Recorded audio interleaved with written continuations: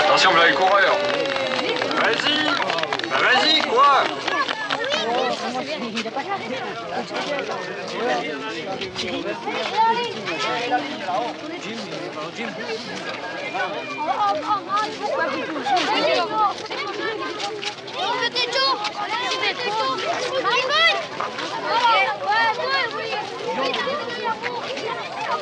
Qui c'est qui est en avant là-bas?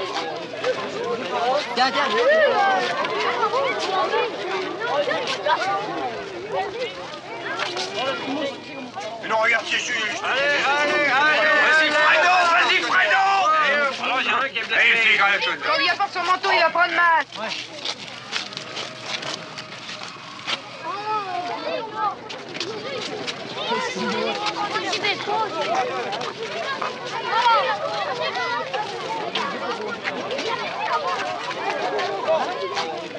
Vous savez là où à pied?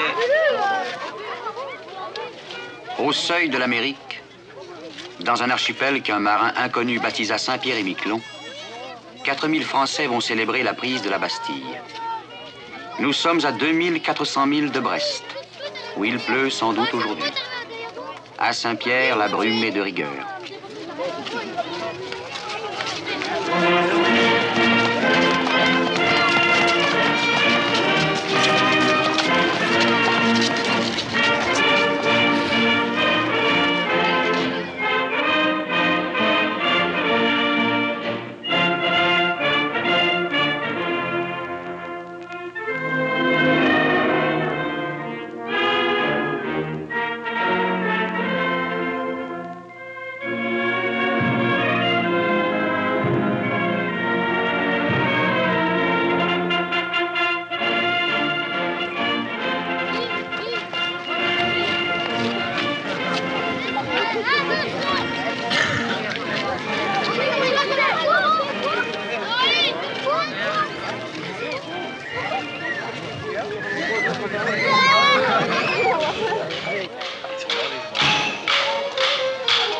Les Noirs, c'est des Basques.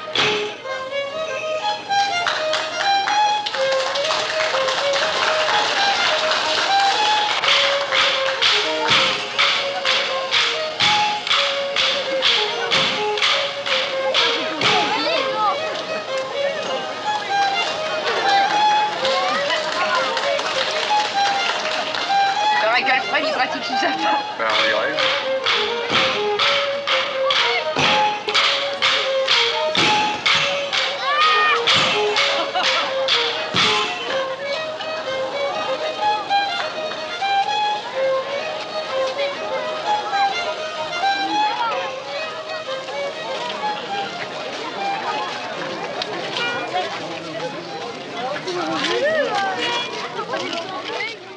Le drapeau tricolore veille toujours sur la petite population de Saint-Pierre, mais cela n'a pas été sans heurts.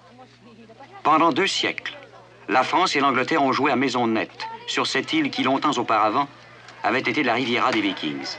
En moins de 20 ans, les Anglais pillent la colonie 9 fois et la brûlent à 2 reprises. Et pourtant, les traités se succèdent à course de plumes. Utrecht, Paris, Versailles, Amiens. En 1815, Saint-Pierre arrive au bout de ses peines. Les accords de Paris rétablissent la souveraineté de la France. Depuis cette époque héroïque et tourmentée, le chewing-gum a fait son apparition, suivi de l'automobile. La ville s'est électrifiée Elle a creusé son port, l'équilibre est revenu.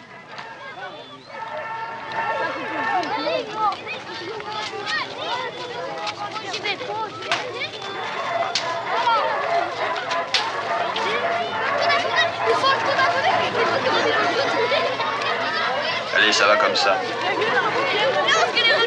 Il y aura 100 francs.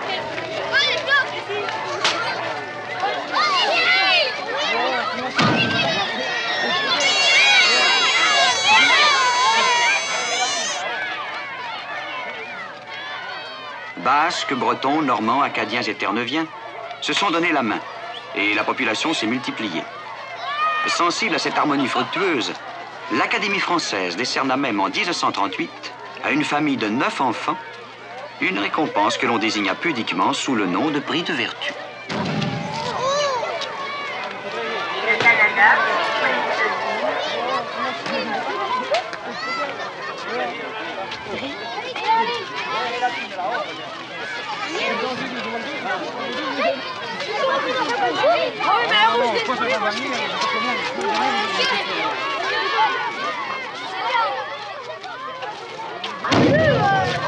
Allez, là, je bosse, il est pas plus tard. Tiens, ça, c'est pour moi.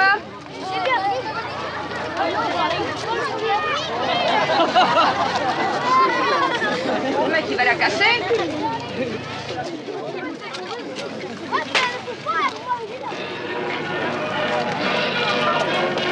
alors moi je continue.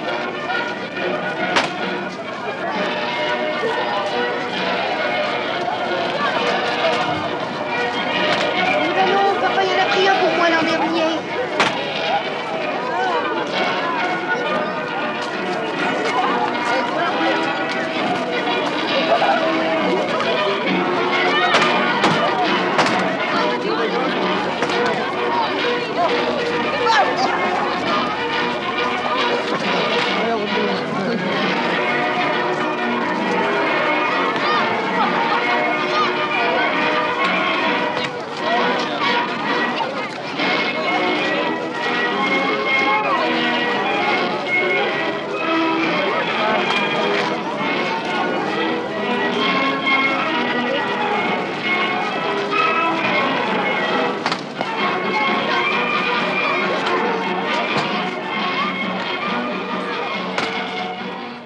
Sous une ombrelle de brume, ce 14 juillet se confond avec tous les autres 14 juillet.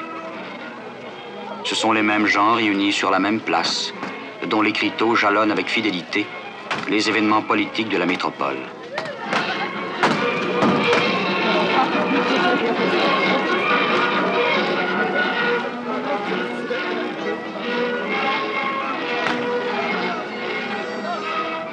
Quand il avait l'âge des pétards et des serpentins, la place où éclate la fête s'appelait de la Roncière. Maintenant, l'écriteau indique place du général de Gaulle. D'autres se souviennent encore qu'on la désignait sous le nom de Napoléon.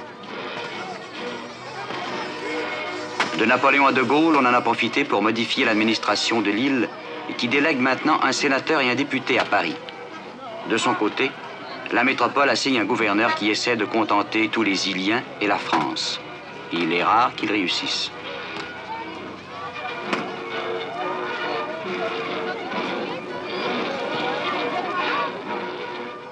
De Napoléon à de Gaulle, on a aussi fait quelques guerres, auxquelles ont participé courageusement des centaines de Saint-Pierrais. La mère de M. Beauregard, c'était une Acadienne mariée avec un Basque.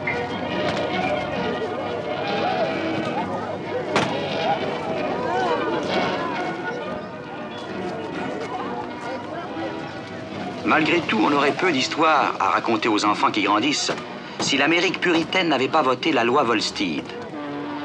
Un matin de 1929, le continent voisin décide de proscrire chez lui la vente des spiritueux. C'est alors que les vignobles de France et les distilleries écossaises entreprennent à petite vapeur le voyage vers l'archipel. Sur son caillou boréal, Saint-Pierre devient barman de l'Amérique.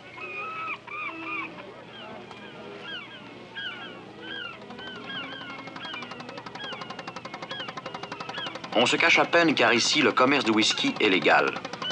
Les armateurs accélèrent les livraisons élèvent de vastes entrepôts, pavent une route, déjouent habilement les lois américaines et servent à boire aux victimes de la prohibition. La route de l'alcool conduisait à Sydney, Halifax, Nantucket ou New York.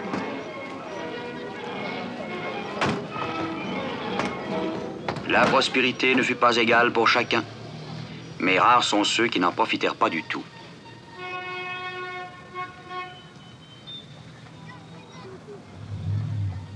Alors, ce type-là, j'avais vu que ça coûte cher.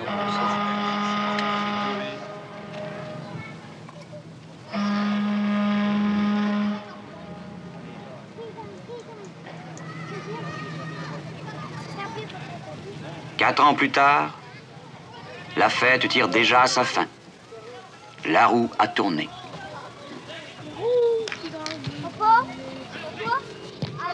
Les marins d'eau de vie reprennent leurs occupations de jadis.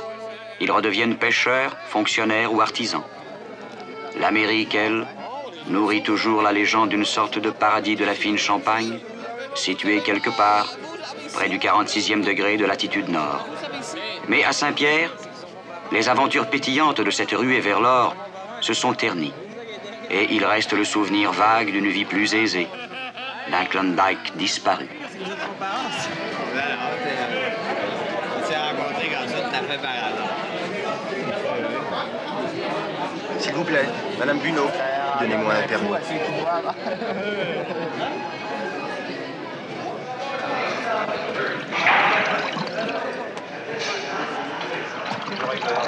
Oui, il est mieux.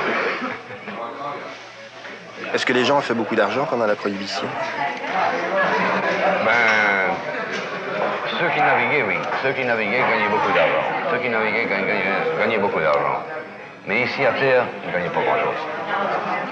Personne?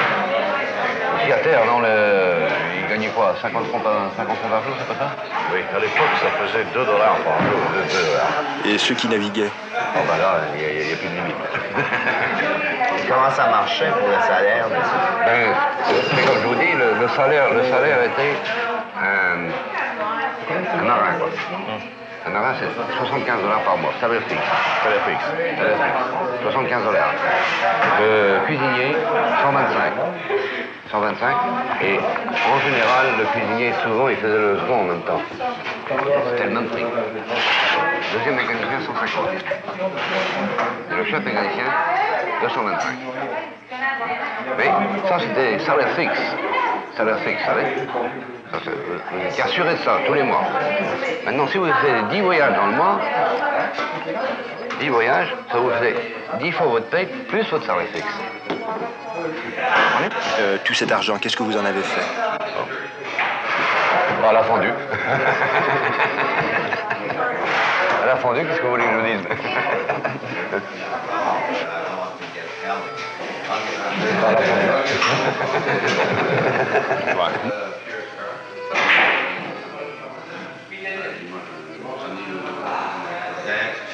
Est-ce que vous êtes content d'être ici? Est-ce que vous trouvez qu'il y a de l'avenir pour vous? Non, ici, il n'y a pas d'avenir. Pas d'avenir du tout. Il faut aller à l'étranger pour avoir un avenir. Étudier, aller à l'école. Ici, il n'y a aucun avantage à l'école. C'est un gros problème pour les jeunes? Bah oui, c'est un gros problème. Parce que la plupart ici, qui est jeune, qui ont leur brevet, partent pour la France. Pour avoir les cours de marine, électricien, n'importe quel métier. Qu'est-ce que ça représente pour vous, Saint-Pierre? Une île déserte, un caillou. Vous voyez toujours la même chose. Si vous sortez, c'est pour aller au Select ou au Joinville. Oh oui, c'est monotone.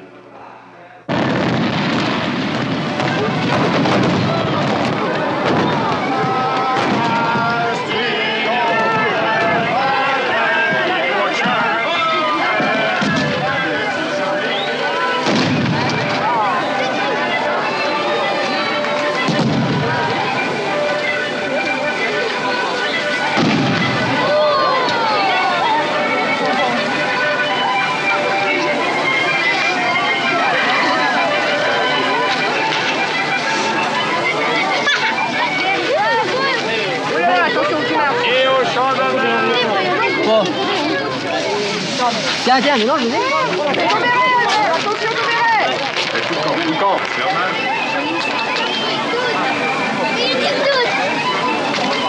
C'est de la gingote, t'en as mangé, hein.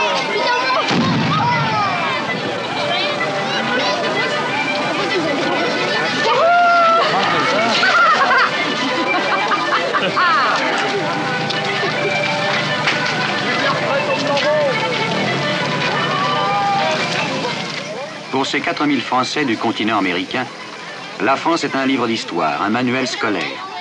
La patrie, c'est un archipel de 240 km², où la hiérarchie commence à son Excellence Monsieur le Gouverneur, passant par Monsieur le Maire et Monsieur le Président du nouveau syndicat d'initiative, jusqu'à Monsieur le Grand Artificier. La tâche de ce dernier consiste à raviver chaque année le feu de la République. Ce protocole strict et un peu vieillot a résisté mieux que la Bastille aux assauts des citoyens.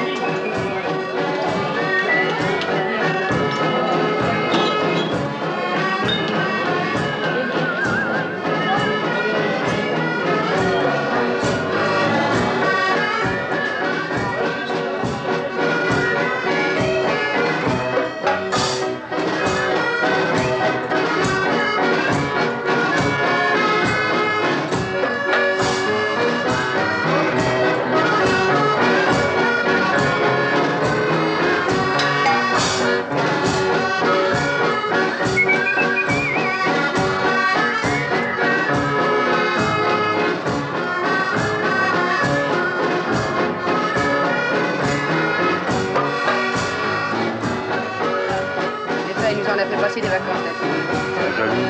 Saint-Jaloux. Ah bah non, moi je le connais, il est pas mal.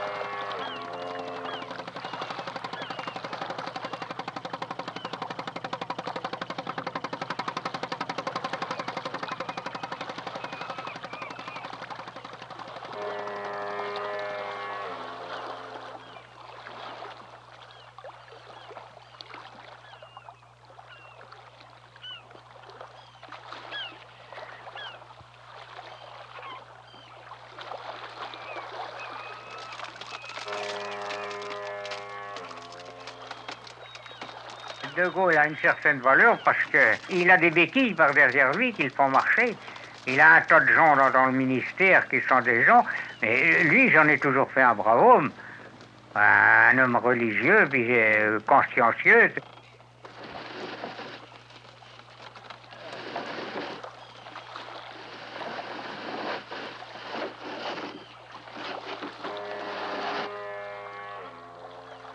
Depuis 3 siècles, on pêche la morue, des côtes du Spitzberg au banc de Terre-Neuve. À la piquette du jour, dans le barachois fermé par la brume, les pêcheurs Saint-Pierrais appareillent leur Doris. Ils navigueront ainsi à l'estime durant de longues journées sur ces plateaux sous-marins dont ils connaissent le moindre caprice. Concurrencés par des chalutiers modernes, les barques déterminent toujours l'économie du territoire.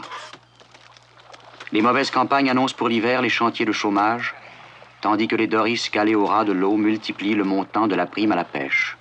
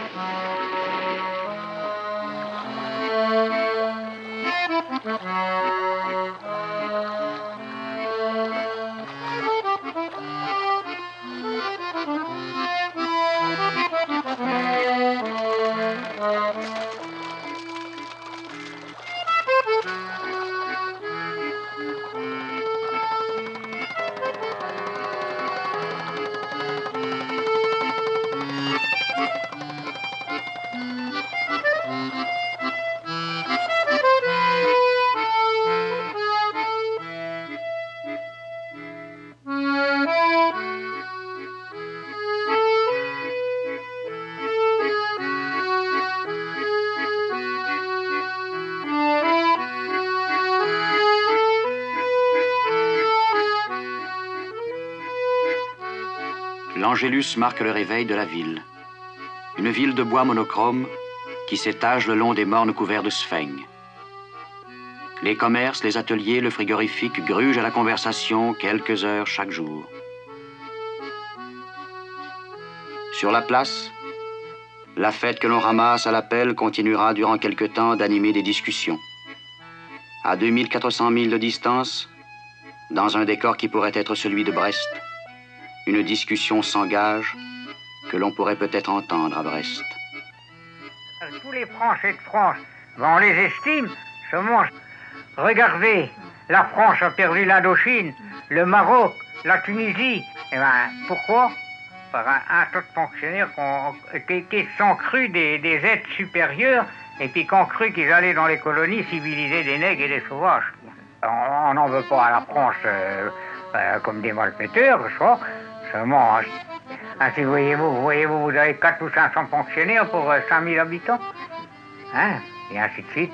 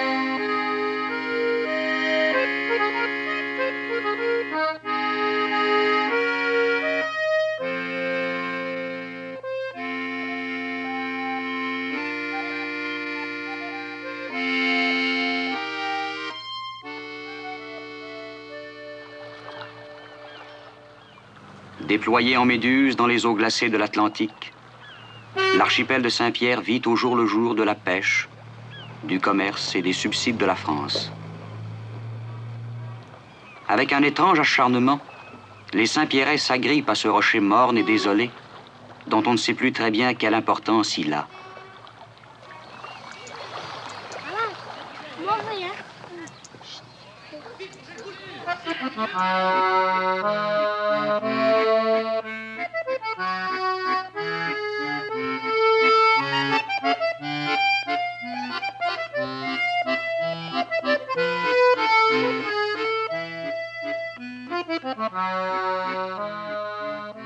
Tandis que le syndicat d'initiative rêve pour Saint-Pierre de pistes d'atterrissage, de stations balnéaires et de rampes de lancement, les ombres s'étirent, froides et démesurées, sur ce paysage stérile.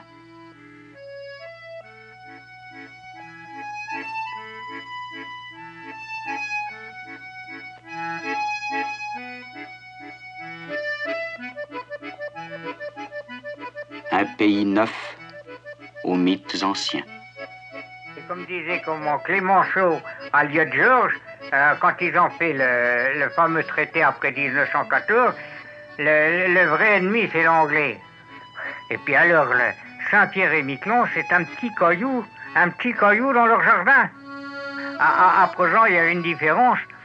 Il y a une différence. Autrefois, les Anglais régnaient au Canada. Seulement aujourd'hui, je crois, ils ne règnent plus.